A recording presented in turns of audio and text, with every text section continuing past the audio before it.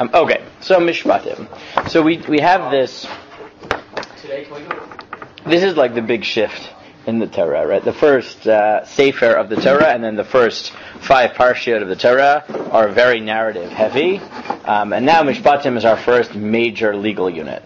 Obviously, Vayikra, the entire book, is law focused rather than the narrative focused. But Mishpatim, at least as a parsha, is narrative, weak on narrative, shall we say? And we get a very different focus. But one of the interesting things that happens often in law, and we'll probably spend maybe more than one day on this, is that law often in Torah, if you look carefully, is responding to narratives elsewhere in the Torah. And as much as it is recording rules, it is also commenting on stories, which in turn then shed light on the rationale behind the laws. And you get that right at the beginning of Mishpatim. Now, there are really 2 parallel tracks running through Mishpatim. One set of laws in Mishpatim seem to be commenting on stories from Breshit in the Yosef narratives. And then a second set seem to be focusing on the Moshe narratives. I first noticed this one, at least the beginnings of it, from a shir that Ray Echelon gave, though I developed it beyond that. We've been going back and forth on this for years. But if you look, for example, in the third set of laws that we get in Mishpatim, you get Makeh ish v'meit mot yumat. If someone strikes a man and kills him, so then he will die. Now, that's not particularly striking, but which story would that remind you of? If you were looking for a narrative, and then we'll develop it more. Moshe, right, who's Makeh, the Ish Mitzri, and then he is sentenced to death by Paro. But then what happens to Moshe? What does he do? How does he escape the death penalty? His neck turns to what? He buries him. No, that's the wrong story. That's the wrong midrash. What does he do? He buries him. No. That's how he tries to hide it, but they find anyways. No, he runs away. He runs away. Where does he run away to? Midian. Yeah, and to who in Midian specifically? Yitro, and what is Yitro's status? And what is his status? He's the high priest, right? What's the next pasuk? Vasher lo tzadav Elohim ina liyado v'samti lecha makom asher yinu shama. If it isn't on purpose, then I'll let you run away. Now it doesn't tell you here, but if you know the rest of Torah, what gets you out of the Kohen dying? The Kohen Gadol dying. Yitro is the Kohen Gadol of Midian, right?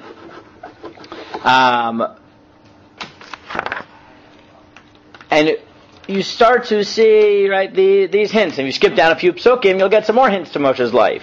V'chirivun anashim v'ika ish et re'ehu be'even o ve'egrof v'lo yamud v'nafal nishkav. Suddenly you get a story about people attacking each other, hitting each other, right, which is the next story in Moshe's life. Remember, that's part of that story, right? He kills somebody, and then the next day he breaks up a fight. Oh, that's right. Right? He breaks up a fight amongst the Jewish people. Now, some of the Midrashim pick up on this. The Zohar picks up on a little bit of this.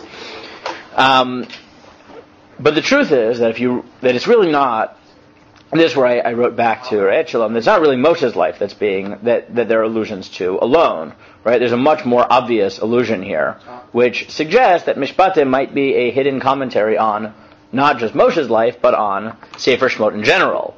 Right? And that's the most obvious reference here, which is, and this is pretty hard to miss. How does Mishpatim start? Come on. Yeah, next pasuk. That's the introduction, thank you. Next. Ki tikne eved ivri. Right? Shei shanim ya'avod. Uvashvi. Right? Uvashvi. Yitzei lechav she'ichinam. It's about an eved ivri going free. Im begapo yavo begapo yitzei. Im bali shahu ve'ato yisho imo. Right? If he comes in without, unmarried, so he'll leave unmarried. And then imadonav yitan lo yishaved lo minamonot aishavi lo dati aladonav hu yisei begapo. Right? Now, again, some of this you have to require inter-biblical commentary, but the end of a term of an Eved Ivri, how does he leave? The door with the nail. No, that's he doesn't want to leave. How does he leave if he actually leaves? Conversion. With great wealth. His master is Of course. obligated to give him money, right? Right? Is obligated to give him money. Now, you're right. The delet, right? The ear in the door thing. Why? Is that a reference to the Korban Pesach, by the way? It might be, but I think there's an even simpler one that Rashi picks up on, right, from Chazal, right? What is the first parsha in Mishpatim really about? It's ironically not about a slave, right? It's not a regular case of slavery. What is it? It's an indentured servitude. Who? What's unique about this unit? He sells himself, right? mister. No, Tells himself. we don't know. Death, I don't know. Who doesn't want to leave? Right? Who doesn't want to leave? He says, I won't leave because I love my old master. Then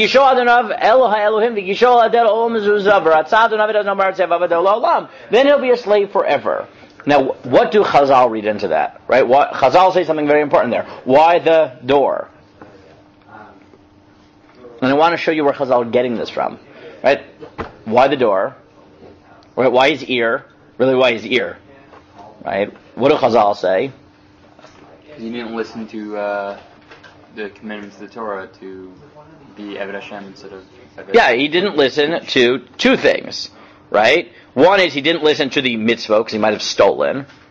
Right? And then Rashi says, and what happens if he... right, he doesn't want to go free, and now it comes back to what Ephraim said, right? What if he didn't steal, right? So what didn't he hear? First pshat is Rabbi Yochanan. He didn't hear Kili b'nei Yisrael avadim. He didn't internalize that you're not supposed to be slaves to Mitzrayim, you're supposed to be slaves to God. And then Reb Shimon says, Rashi quotes it, Hayadoresh mikra zeh kimin chomer, ma nishtanu del mezuzah mikol kelim shebabayit. Why the door, Ephraim? Because of the Korban Pesach. Amar Kadosh Baruch Hu, Delun mezuzah shahayu edim in Yisrael kishapasachti al mashkof al shtem mezuzot v'amarti kli b'nei Yisrael avadim. When I freed you in Egypt and I said you are my slaves now, you didn't listen because what did you want to do? Right? Avadai heim lavadim al avadim. I said I want you to be my slaves and you bought yourself a new master. V'amarti kli b'nei Yisrael avadim. V'halach zeh v'kana adon la'atzmo yirtzu b'fneihem. Where do Chazal get the notion that what this process is about reminding people that they are God's slaves? Right, where do they get this notion? The textual parallels between this nexus, as you said. Correct, and specifically what? Think about Bishalach, right? Before Yitro. Right? If Yitro is when they became Avadim to Hashem, what is Bishalach? About them leaving Egypt, God taking them out of Egypt. Specifically what? Remember the end of Bishalach? Yeah, and what happens after that? There are three stories. What happens? What do they say over and over? That they want to go back to Egypt. Yeah, we want to go back to Egypt. Right? We want to go back to Egypt. Bring us in the desert. Right? Right? Which means that the story of the Jewish people is God taking them as His slaves, but them consistently saying, I don't want this. I want to go back to my old master. And Chazal therefore see Mishpatim as a commentary on this. Because think about it. What does it mean to go from being the slaves of Mitzrayim to the slaves of God? Elevate your being. It's an elevation. In simple pshat, it means to accept the mitzvot. Right. Right? I mean, what is the servitude expressed in mitzvot? So think about what mishpatim is according to Chazal. Ve'ela mishpatim asher tasim lefneihem. If you have an Eved Ivri, and I want him to go free.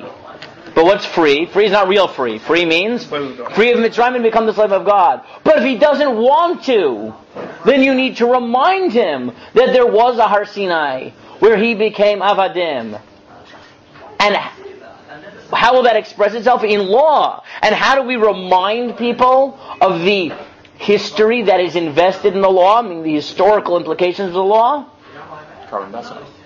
Well, that would be one way. But how in regular laws? By hinting at the story of the Jewish people in Mitzrayim. Right? So then, as soon as you get the laws, remember Moshe?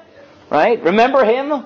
He killed someone and had to flee, and then he came back, right? And he watched you guys fighting, right? We throw in references that right, an associative picture that remind you of the narrative of Mitzrayim, because when you think about the narrative of Mitzrayim, it's supposed to remind you why you shouldn't want to go back to your old master and you should accept your new slavery, which is really freedom. Right? And therefore we throw in these associations to the Mitzrayim narrative to remind people that the real challenge of Mishpatim is, are you willing to accept that, yes, you're an Eved Ivri, but when you go free because you heard Kili Yisrael Avadim. Right? Avadai Hem Velo Avadim Lavadim. Right? So that's, I think, one set of associations that you'll find, right, is all these references to Mitzrayim, since one of the undertones of Mishpatim is this is the first attempt of God to really say, okay, you are my servants, are you ready to handle that? Right? Are you really ready to accept what that is? Right? And this is the first experiment. But to sort of give them a little bit of chizuk, right, we throw in these references that remember the narrative that's supposed to, right, convince them that this is the proper path.